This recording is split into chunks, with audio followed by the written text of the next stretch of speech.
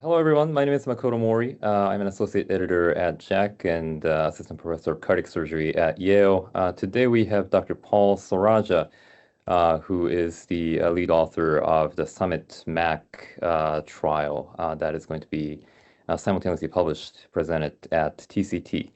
So we are honored to have Dr. Sorajja with us. Thank you for joining us. Thank you for having me. It's a pleasure. So this Summit Mac trial, the device fills a very important space that is in a patient population that surgical treatment has been traditionally difficult. Dr. Sorajja, could you tell us about how this study came about, how you decided to focus on this particular subgroup? Yeah, so thank you so much, and thank you for the kind introduction. When we look at these patients with severe mitral annular calcification, I do feel that it fulfills an unmet need.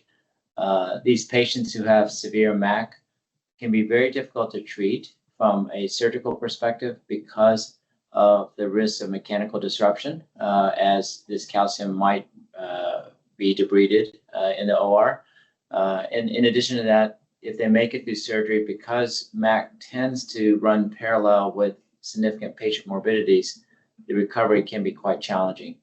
So for a variety of reasons, these patients with severe MAC have historically been ignored in terms of therapy. Thank you. So this was a single-arm study performed across 37 centers and is the first pivotal trial for this dedicated TMVR device.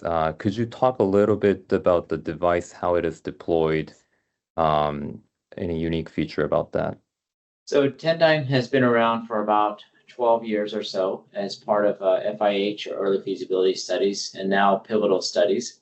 The device has not changed a whole lot in terms of its overall design.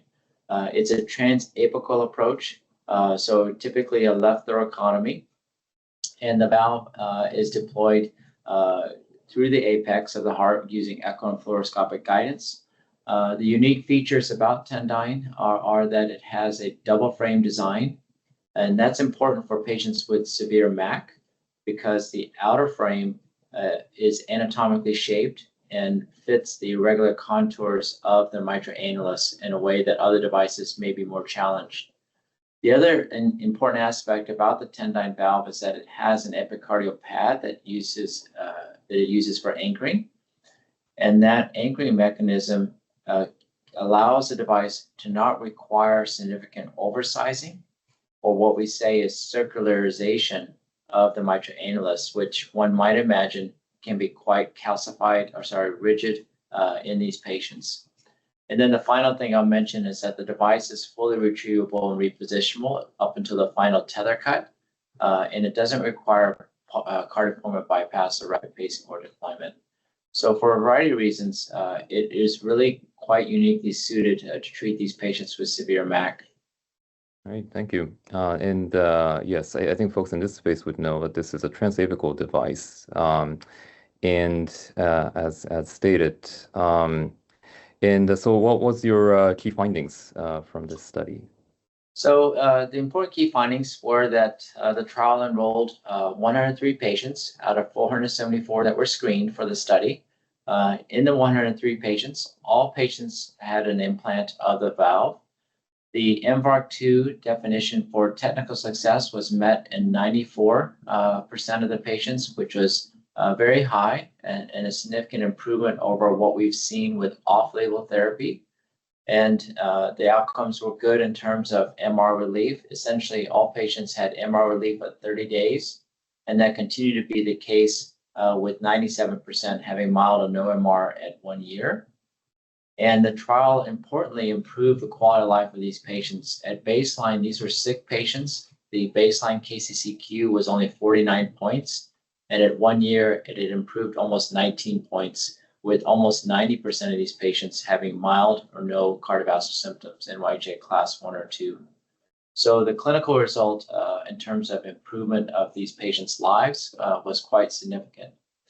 The watchouts in terms of adverse events, we did see bleeding, and a lot of it was related to transapical approaches. There was a number of patients, about 6, who had apical bleeding complications. A few patients also had issues with the thoracotomy in terms of chest wall bleeding. I'm hopeful that those things can be mitigated with more case experience and operator experience with doing transapical approaches in patients with heart failure. But that's something we do have to acknowledge in the results. Thank you. And I think the study cohort at STS prom of 7%. So it is indeed a high risk group. Yeah, and Dr. Mori, if I may comment on that, the important thing about that STS, the 30-day mortality was 6.8% that was observed. And as you mentioned, the STS prom was 7.1, but the STS prom does not take into account MAC. And so MAC is not a variable in STS prom. So the STS prom, I believe if we were able to add MAC as a predictor, it would have actually been higher for the expected mortality. Yeah, thank you for that. Yeah, that may be true. It does make the operation indeed more difficult, especially with a significant MAC burden that you observed. I think the average MAC volume is on the order of 3,000 cubic millimeters, something like that. It was actually 5,700. 5,700. Okay, my yeah, so yeah, it was we had a whole range. The minimum requirement was 1,000 with very few exceptions. And the average came out to be 5,700. And actually, one of our patients was actually 37,000. So we treated, honestly, some of the most extreme MAC cases one could see, which really, I think, tells us a lot that TMVR solutions are possible for these patients. Thank you. And you mentioned the difference between the population screened and the population who actually were enrolled in the trial. I think there were a substantive amount of patients who did not qualify. Could you talk about that group? Yes, it's a really insightful question. 474 have been screened and 120 were qualified. And the most common reason for patients to not be qualified was the concern for LVAT obstruction.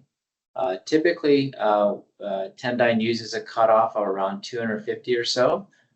It has a skirt that goes to the inflow borders of the device. So we have to be somewhat cautious. And unfortunately, about half of the patients had screen failure because of LVOT concerns. And that actually was very successful in terms of the screening because in the trial, we only had one patient who had acute LVOT obstruction out of the 103 that were treated. The other reason for screen failure was about a third of the patients did not fall within the anatomical boundaries of the device, and that just has to do with the size matrix that we had. I see. Thank you. And I think that does there is some inference about how the screening actually did work well in terms of judging from the technical success, I believe. Mm-hmm. Yeah, thank you. In terms of the take-home message from this important manuscript, what should readers take away, or is there any practice modifying aspect of this paper? Yeah, I would say that the important messages are first that this study shows that TMVR devices that are purposely built for treatment of patients with severe MAC can be successfully used.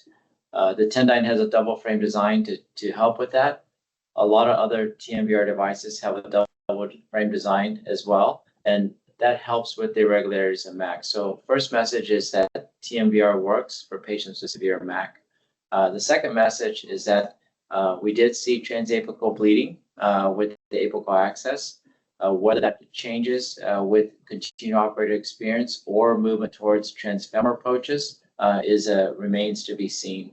The third thing is, regardless of the transapical approach, the technical success was very high for this early experience, 94%, and higher than what we've seen with earlier publications of off-label technology. So, and the patients who had the procedure had a remarkable relief of MR relief and improvement of quality of life at 1 year follow-up. So overall, a very important advance forward for the field for TMVR in patients with severe MAC.